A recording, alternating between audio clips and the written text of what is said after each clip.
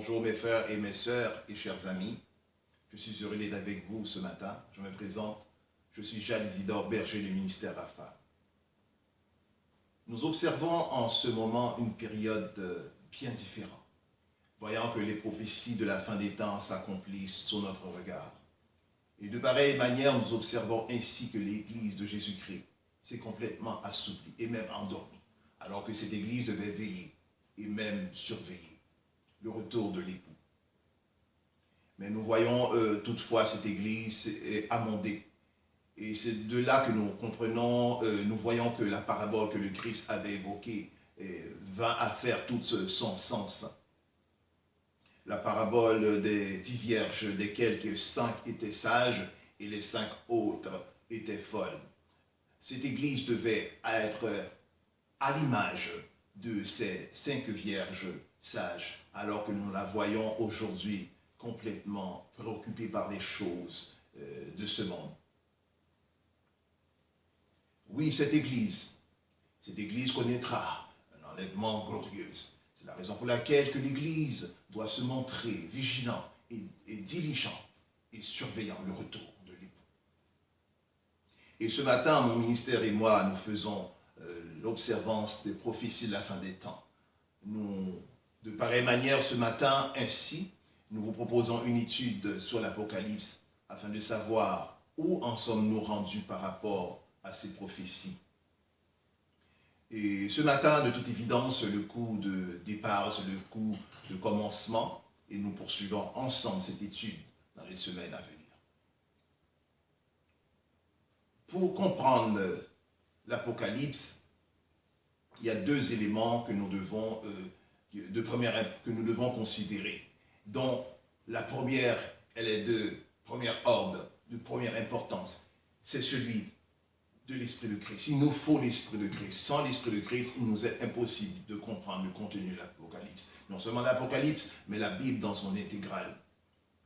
Et en second lieu, il nous faut considérer les prophètes de l'Ancien Testament tels que Jonas, Ésaïe, Jérémie, Malachie, Ézéchiel, etc.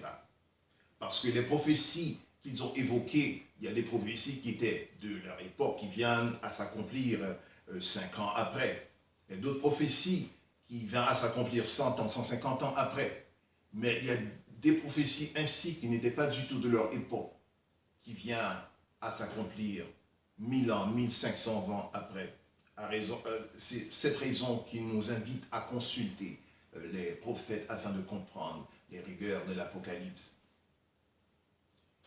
Avant d'aller plus loin, il nous faut ainsi donner une définition de qu'est-ce que l'Apocalypse. L'Apocalypse, cela dérive de la langue grecque. Principalement, la Bible n'a pas été écrite en hébreu, je dis bien comme plusieurs puissent comprendre, mais elle a bel et bien été écrite dans la langue grecque, car au moment des premières écritures de la Bible, c'était la langue grecque qui était de première dominance. Alors c'est sur cette raison qui explique que la Bible a été premièrement écrite en grec et non en hébreu.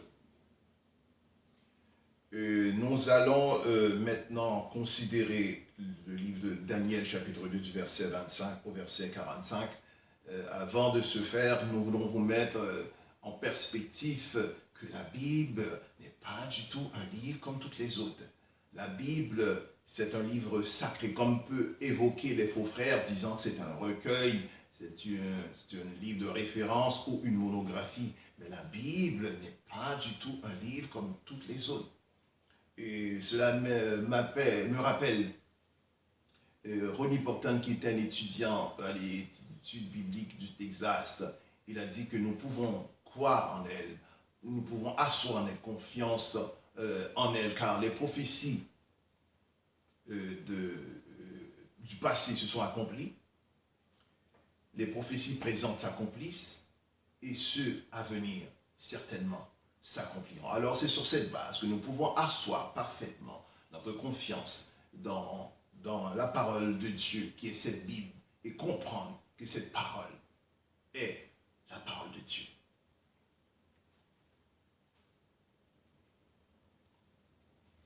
Et nous voulons aussi, avant de se faire, avant de considérer notre passage ce matin, vous mettre en contexte de ce texte. Il s'agit que le roi Nebuchadnezzar, qui était le roi de Babylone, alla un soir sur sa couche. Et ce soir était un soir bien différent des soirs précédents, car il était fortement agité lors de ce soir, lors de cette nuitée. Car il eut un songe, il eut un rêve lors de ce soir. Et il était complètement, totalement bouleversé. Et il se réveilla au lendemain avec anticipation et empressement. Il convoqua une grande assemblée, desquelles ont pris part les chaldéens, les magiciens, les astrologues de son contrée, les devins, afin premièrement de lui donner l'explication, de lui donner le rêve qu'il eut ce soir-là, et en second lieu, de donner l'explication. Il alla ainsi parce qu'il connaissait qu'il avait affaire avec beaucoup de charlatans. Alors il ne voulait pas être dû. Et alors que maintenant les magiciens prirent la parole, ils ont dit, oh roi, ce que vous demandez, c'est quelque chose d'extraordinairement difficile, car nul de nous ne peut vous donner premièrement la vision que vous avez eue, et en donner en second lieu l'explication. Alors le roi s'irrita. Il leur donna à ses généraux de voir à une génocide, de voir à une tuerie de tous les magiciens, de tous les devins du comté. Et Daniel devrait avoir part aussi à cette tuerie. C'est alors que Daniel était mis en arrestation et l'affaire, le contenu de la réunion a été porté à Daniel. Et Daniel a dit, je connais quelqu'un, je connais un Dieu capable de révélation, même des choses les plus profondes. Et alors Daniel alla avec ses amis Shadrach, Abednego et invoquèrent l'Éternel. Et l'Éternel les révéla le rêve que le roi eut cette nuit-là et l'explication. Et Daniel ainsi est conduit après cela par Jarouk auprès du roi. Donc nous sommes dans Daniel, verset 25, verset 45. Cela se lit comme suit. Jarouk conduit promptement Daniel devant le roi. Il lui parla ainsi, j'ai trouvé parmi les captifs de Juda un homme qui donnera l'explication au roi. Le roi prit la parole et dit à Daniel qu'on nommait Belsachaar, es-tu capable de me faire connaître le songe que j'ai eu et son explication? Daniel répondit en présence du roi et dit, ce que le roi demande est un secret que les sages, les astrologues, les magiciens, les devins ne sont pas capables de découvrir. Mais il y a dans les cieux un Dieu qui relève les secrets, qui a fait connaître au roi Nebuchadnezzar ce qui arrivera dans la suite des temps. Voici ton songe et les visions que tu as eues sur ta couche. Sur ta couche, ô roi, il t'est monté des pensées touchant ce qui sera après et ce temps-ci. Et celui-ci qui révèle les secrets, t'a fait connaître ce qui arrivera. Si ce secret m'a été révélé, ce n'est point qu'il ait en moi une sagesse supérieure à celle de tous les vivants, mais c'est afin que l'explication soit donnée au roi et tu connaisses les pensées de ton cœur. Au roi, tu regardais, tu voyais une grande statue, cette statue était immense, d'une splendeur extraordinaire. Elle était debout devant toi et son aspect était terrible. La tête de cette statue était d'or pur, sa poitrine et ses bras étaient d'argent, son ventre et ses cuisses étaient d'airain. Ses jambes de fer, ses pieds en partie de fer, en partie d'argile. Tu regardais lorsqu'une pierre se détacha sans le secours d'aucune main, frappa les pieds de fer et d'argile de la statue et la mit en pièces. Alors le fer, l'argile, l'airain, l'argent, l'or furent brisés ensemble et devinrent comme la balle qui s'échappe d'un air en été. Le vent les emporta et nulle trace n'en fut trouvée. Mais la pierre qui avait frappé la statue devint une grande montagne et remplit toute la terre. Voilà le songe, nous en donnons l'explication devant le roi. Ô roi, tu es le roi des rois, car le Dieu des cieux t'a donné l'empire, la puissance, la force et la gloire.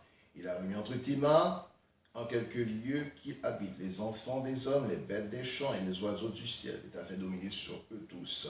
C'est toi qui es la tête d'or. Après toi, il s'élèvera un autre royaume, moindre que le sien, puis un troisième royaume qui sera d'airain, qui dominera sur toute la terre. Il y aura un quatrième royaume, fort comme du fer. De même que le fer brise tout et rend tout, il brisera et rampera tout comme le fer, mais tout en pièces. Et comme tu as vu les pieds et les orteils en partie d'argile et de potier et en partie de fer, ce royaume sera divisé. Mais il y aura en lui quelque chose de la force du fer, parce que tu as vu le fer se mêler avec l'argile. Et comme les doigts des pieds étaient en partie de fer et en partie d'argile, ce royaume sera en partie fort et en partie fragile.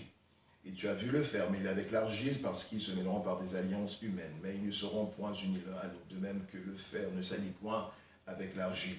Dans le temps de ces rois, le Dieu des cieux suscitera un royaume qui ne sera jamais détruit et qui ne passera point sous la domination d'aucun autre peuple.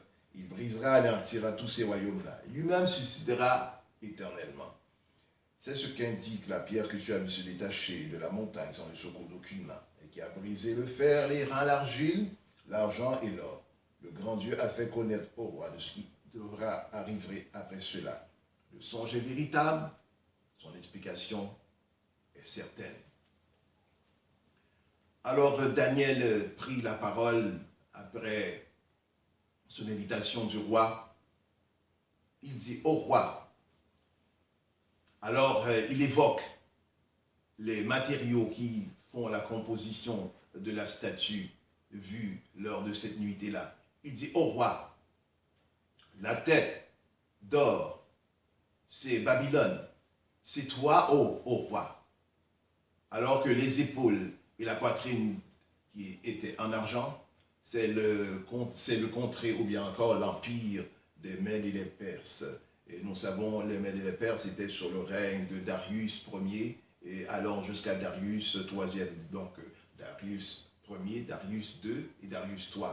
Et aussi sur le règne de Cyrus.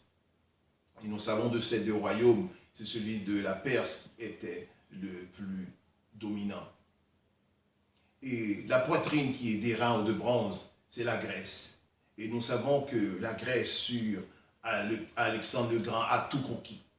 Il n'y a pas eu de cette époque un homme aussi grand conquérant qu'a été Alexandre le Grand. À 32 ans, il avait déjà tout conquis.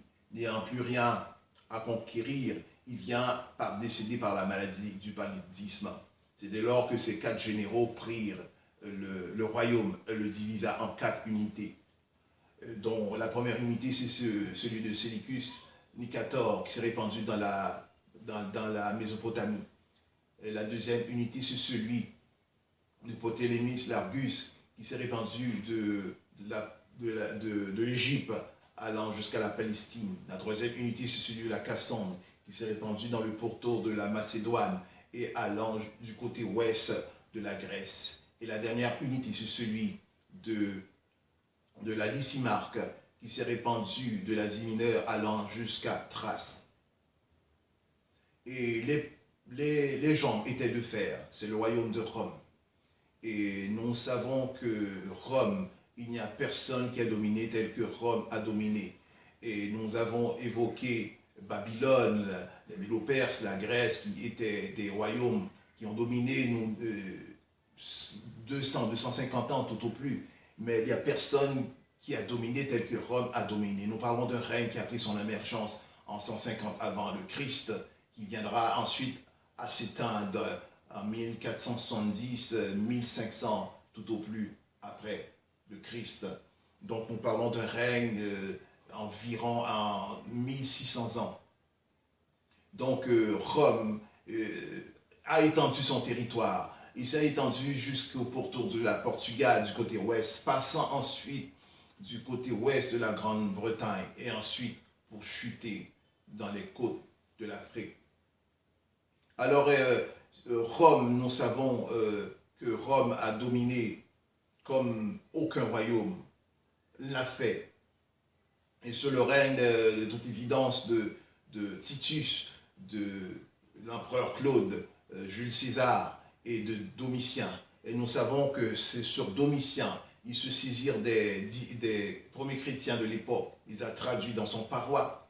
Et ensuite, il les a conduits sur l'île de Patmos, qui deviendra un lieu de concentration. Et c'est dès lors, et c'est sur cette île que l'apôtre Jean reçut les précieuses révélations de l'Apocalypse.